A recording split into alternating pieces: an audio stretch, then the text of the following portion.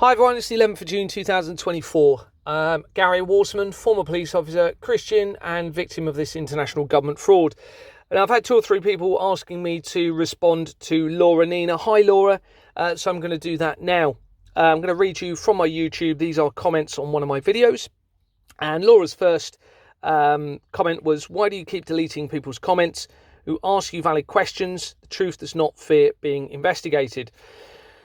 My response was hi Laura, I've been expecting an email from you. I understand you have some questions you would like me to answer. I've not been deleting any comments. I can assure you of that. I never had timeshares in Tenerife. God bless you.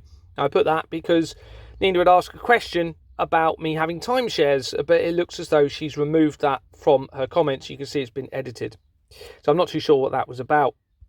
But here are the questions. So it says, from Laura, hi, you have said you don't always answer your emails, so I'll put the questions on here. Number 1, when you use a company formation agent to register your company, it will show initial nominee directors for a day, and then they resign and add the person requesting the service as a director. Under what specific legislation are you making your assumption as to this service pertaining to fraud? Okay, that in itself is not fraud. I've never said that in itself is a fraud. Now, if you look at the Ham and High article, and I do suggest people do, and I've done a video on it, and type in Finchley Road, Ham and High article, Finchley Road fraud, you will see that it's an indicator that there may be fraud within the organisation involving that company. And quite often there is. So when you have a director or a secretary that's there for one day and they resign, quite often you'll go into it and you'll find the forgery within the incorporation documents or the forged documents themselves. So it's an indicator that's worth looking at to find the fraud. Hopefully that makes sense.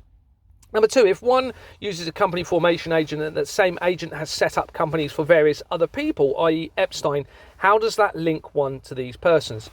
Okay, so if I'm a director or a former director for a company on Companies House, and you look at that company's incorporation document and there's a forged company there, then I am linked through Companies House to that forged company. Whether I like it or not, whether it was knowingly or not, I'm linked to it.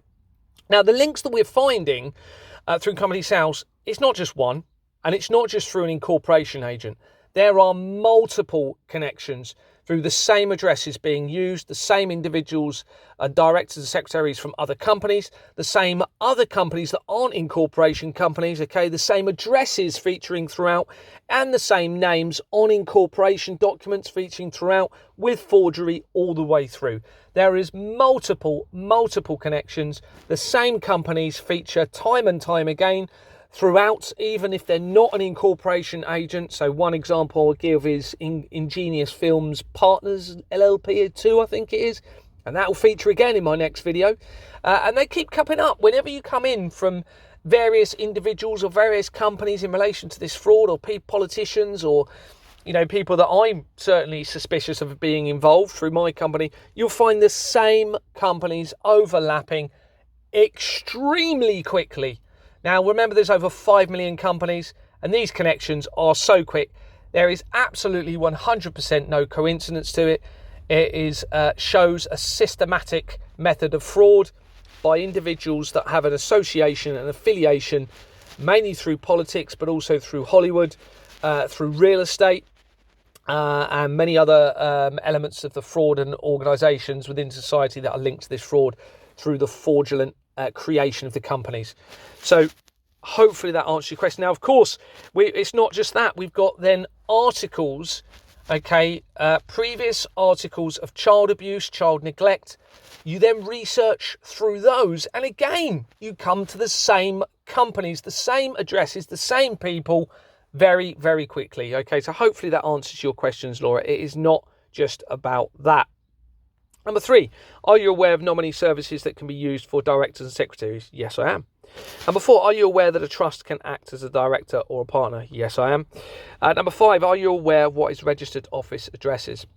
So you have a registered address and you have a correspondence address, and they can be PO box addresses. They can lawfully, now remember, the government have created this ability, and it has to be questioned very, very seriously now. The ability to use an empty address okay, that is clearly not even occupied as an address for companies. Now, they are fully aware that this allows the ability for very sinister, very serious criminal activity and the avoiding of litigation for that criminal activity, and yet it is being allowed to continue.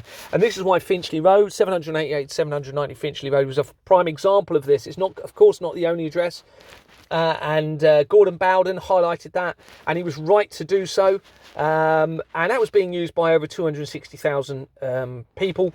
Now, of course, if that company or individuals within that particular company was registered to that empty address and somebody was victimised and they wanted to take legal action, and of course the legal documents would be sent to that address. Well, there's no proof that it's been delivered. It can be lost. It can be avoided completely, and that is deliberate. So although it's not a crime in itself, it's a very clear indicator that that is the ability to avoid criminal activity or tax evasion or money laundering or real estate property fraud, exploitation, etc. So hopefully that answers your question. So that's that. Also, I'd like to answer, I've seen a video by Mad Mix, I believe his name is. And I hope you're doing well. Mad, I presume it's Mick, your name, not too sure. Lots of swearing, that's fine.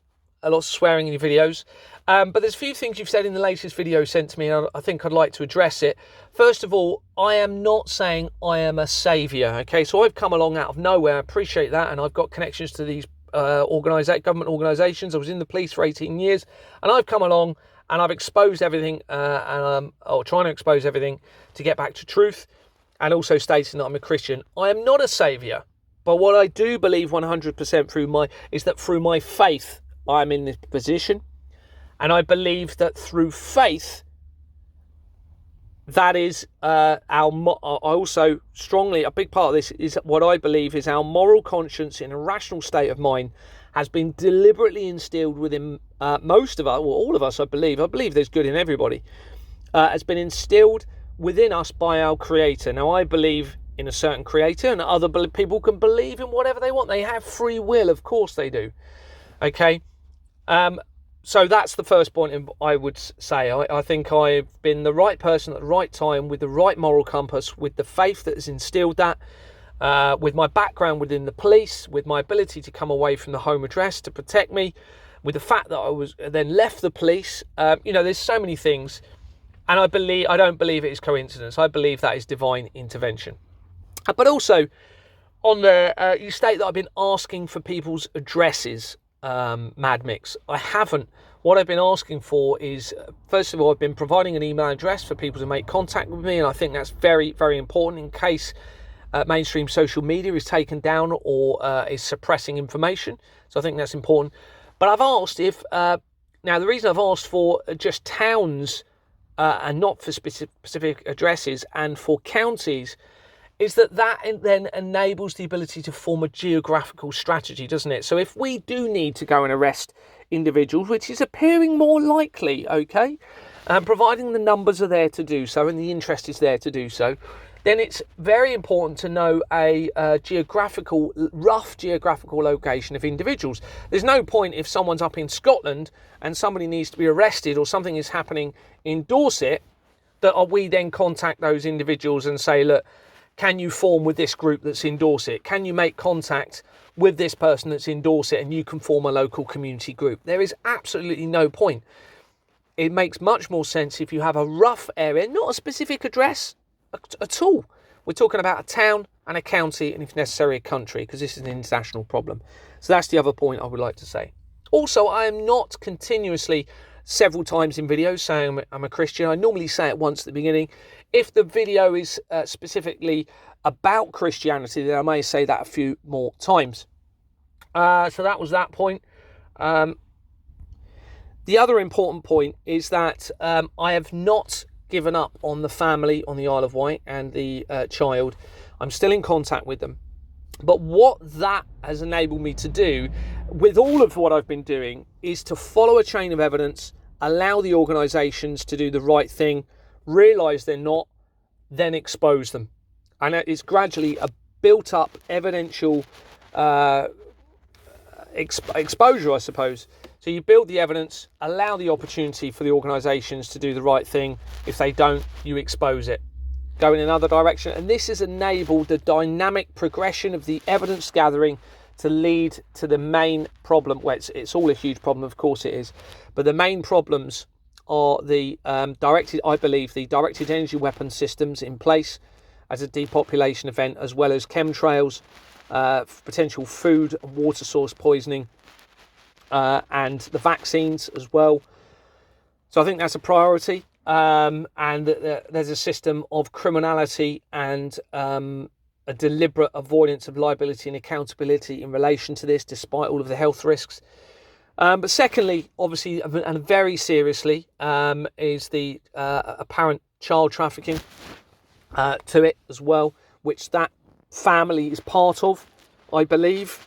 So I have not come away completely. I've just had to go down that route, allow the ability for that to assist in exposure, and if I can help the child, then I will. Come to a point where I can't do anything else personally to help that child. It is down to the family to decide what they do next. Okay, I can't make those decisions. I can help in exposure and commit that exposure to the public to then draw more attention, not to me, to this evidence, to then compel a change in the system, which is what is required, a change in government and a change in the system. If both of those do not happen, we're not going to get through this. And unfortunately, we're going to spiral into a world of corruption. Doesn't have to, and it's all about the masses becoming involved peacefully to compel a change that is needed. Hopefully that will make sense. I do appreciate your comments. Thank you very much, Laura. Thank you, Mad Mix, for your comments. And take care. God bless. Bye.